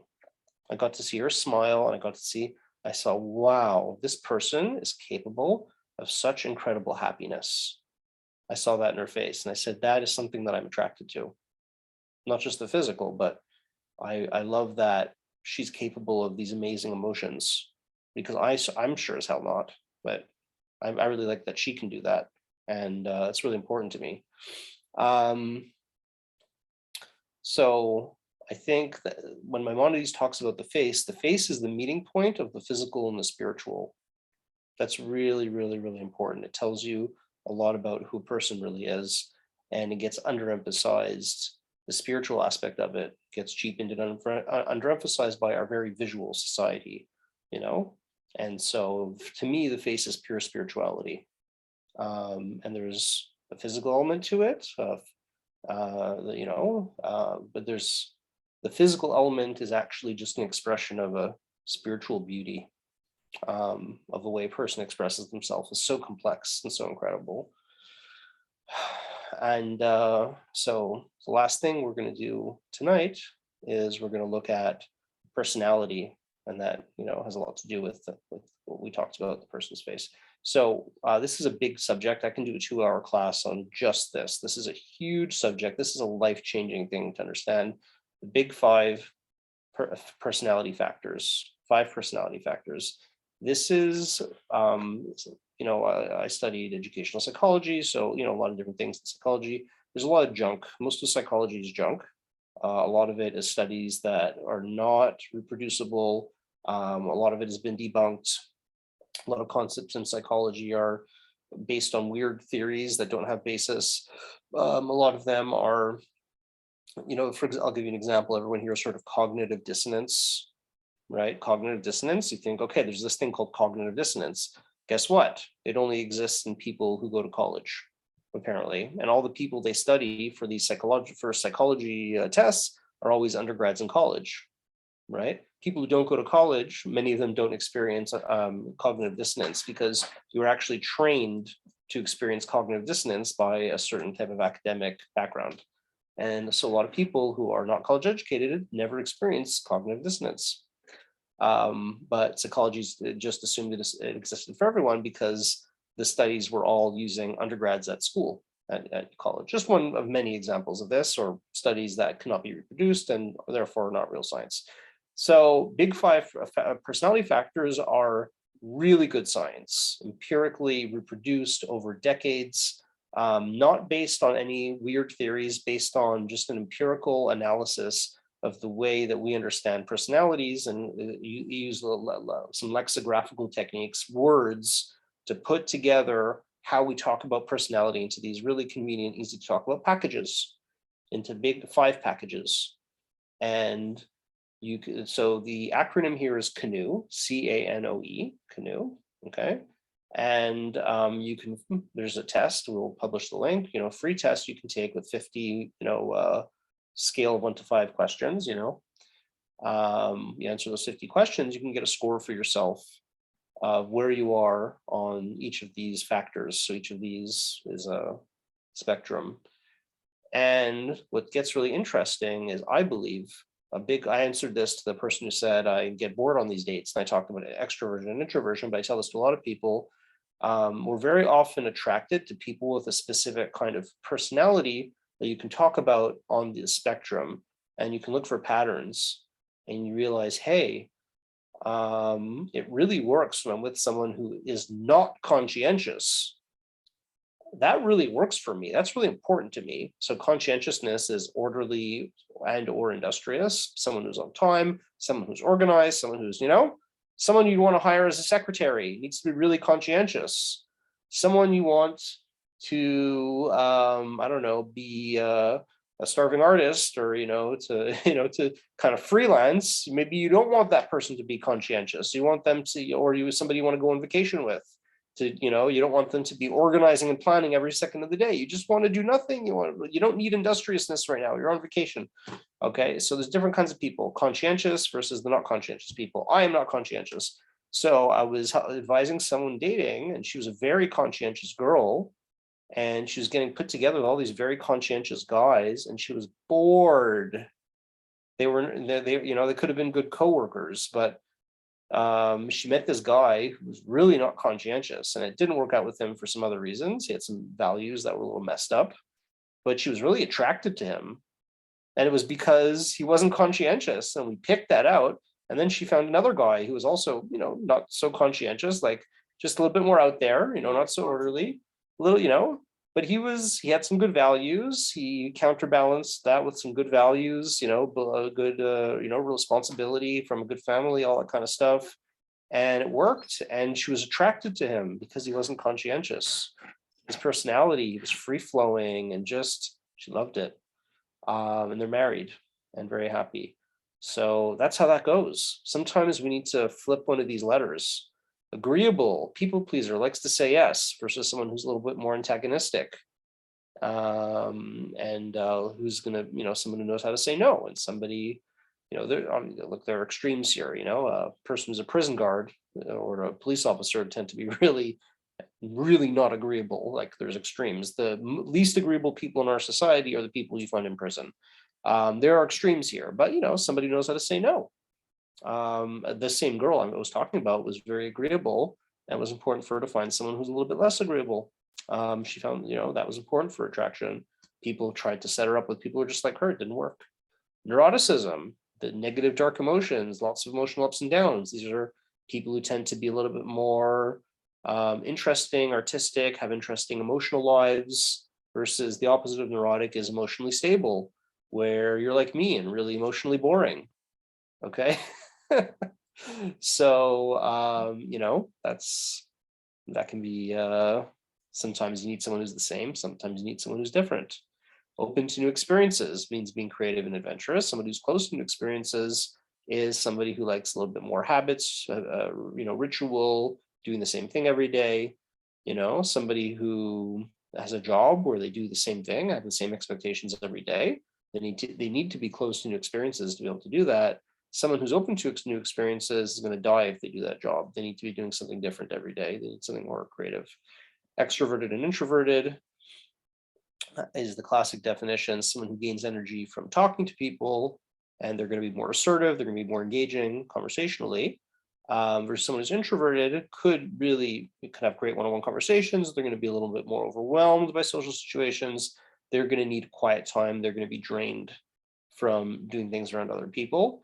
But the person who's introverted is also going to have a lot of deep kind of thoughts and have a little bit more, still waters run deep, as they say. They're going to have a little bit more of a certain type of depth that you can find with introverts. Let's go back to some questions, because we're going to have to come to a close just in a few minutes. And I want to make sure that we get to the questions. Somebody asked here, I know about a man who pretended to be 52. Okay, fine. Basically, I know a man who rejected someone based on age. Eventually, they admitted that they were much older. What do you do about that kind of situation? So in that kind of situation, that's why I love, the idea of having a matchmaker and having a go-between, because those kind of things won't happen when people are vetted. So if you're meeting by yourself, it's very hard to be able to deal with that. Here's a great question that came in. The person says, I don't like dating at all, especially in the beginning. One thing I did realize is because I don't know my best self. I know that I'm freaking awesome, and whoever ends up marrying me will be pretty lucky. I want to feel this way with the guy I married. I've just never had the place or space to be myself and explore and get to know who I am and what I stand for, what my values are, and all this a part of for who I am. I feel like I know exactly who I am though, and I have to work so much harder in figuring out while I'm dating. It's like having these amazing skills, but I'm not going to practice building on these skills, and I'm not going to be so good at them, even if I was born with them. So what's happening is, if I understand this person correctly, is the dating experience is not lending itself for them to be able to be flattering to another person. So they're seeing that kind of dissonance between who they are and how they date. Right. Well, that person said that they're not developed, like they haven't had a chance or ability to develop and explore themselves. That was in there, right? Yes. So that's really important. If you're living in a place, maybe you're living with your parents if you're younger, or living in different situations, or you're in different places in your life or your job, or where you can't or haven't been able to explore yourself, then that's step one. You can't know who you're going to marry without knowing yourself, without going there and digging into that. It's just like that the beginning of that 6-part course we give, the first 2 lessons are all about you, and then the rest of it is also all about you, and a little bit about the other person you're going to meet. It's really all about you. I see Rachel smiling. Rachel knows all about that, right? We can talk about that, but that's where it starts. If you haven't been able to explore and express yourself, then don't go out on dates. All the time and energy you're spending dating, you need to explore who you are. You need to get to know who you are. You need to have answers to the who you are questions. You may need to talk to someone to help explore who you are. You might need a therapist. You might need one of us, a coach, this or that, something, but you need to do it. Otherwise, you are wasting your time and the people you're dating's time and the matchmaker's time, because you won't get anywhere. It's just not going to happen. So do know and do explore yourself and who you are, and then it get, that's the rest is commentary. Next question. Where does love fit into all this? Where does love fit in? The problem is that we don't know what love means. The word love means 100 different things. Ultimately, love is what we talk about. Love is the sum of all these parts, and it's greater than the sum of its parts. It's what happens when you reach that soul, when you reach the 5th dimension. When we talk about love, as opposed to attraction or lust, lust is important. That's like it says in the Talmud, you need to see each other. Lust is important. It's one of the many dimensions of a marriage. When you put together all the different dimensions, then you have, I guess, what we call love. You have a true loving relationship. And so it's the sum of all of this, which is greater than its parts. And it's not easy, and it's not just all candy and lollipops. Love is full of conflict. Love is a very complex thing. Conflict is one of the main things, is one of the main parts of it. And there's also something called play, which I really wanted to talk about tonight, but we didn't even get to. A big part of attraction, and with the personality thing, a big important question: can we play together? Play is, can we create a space in between reality and fantasy where we can explore together? And that's the space you create in that conversation. You kind of leave reality just a little bit, and you can, you're not all the way in a fantasy world, but can you dream together? Can you enter this transitional space, it's called, in between reality and fantasy, where we can play together? Like when I say play, I'm talking about, kids, imagine, children doing imaginative play, right? So just imagine that, but a little bit of a grown-up version. Can we dream together about doing this or going to this place or having children or buying a house? Can we dream about our future together? Can we do, the play that's more fun? There's like a certain kind of flirting and joking and having fun that, has to do with play, has to do with kind of leaving reality a little bit and having those interactions that are not just all about, well, what'd you do today and money and we have to pay the bills and we have to go here and we have to do that. But just when you leave that behind and you start having fun, that's play. You're leaving behind the harsh reality for a minute together. You want the person you marry to be able to leave reality with you just a tiny bit.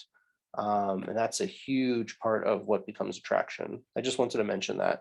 Play and conflict are both part of love. So I want to end off with this question. There's so many other questions coming in. A lot of them are not with regards to attraction. If you do have these kind of questions, you're welcome to email us with there's some really great questions. They're just not necessarily having to do with this topic.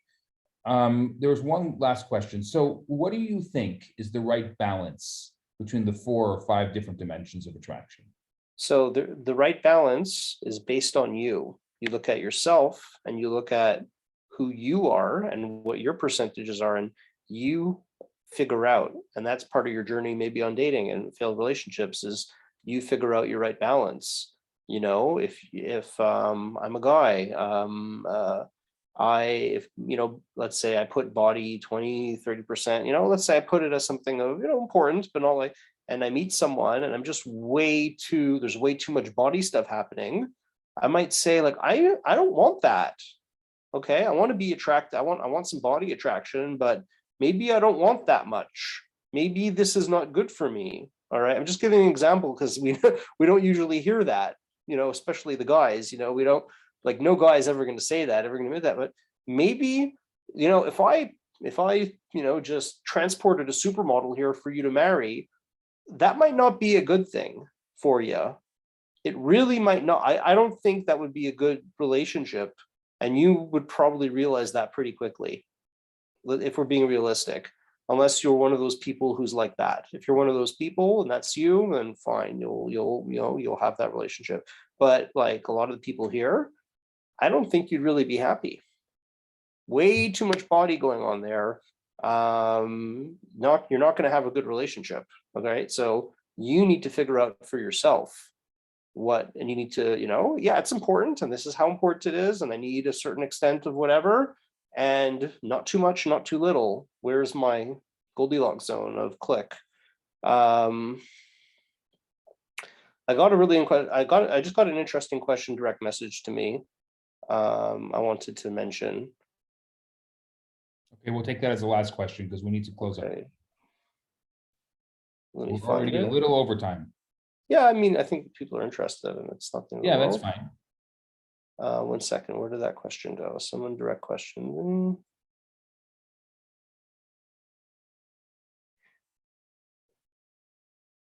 Why don't we let's officially close the session, and then we can get to some of the other questions once the session officially closes. So thank you, Rabbi Berkowitz, for being with us, for sharing your time, and this is definitely a very broad topic and a topic that really needs to be explored in depth. And thank you, everyone, for sharing your questions and being really participatory and being here with us. And we hope to do this again really soon. So have a good night.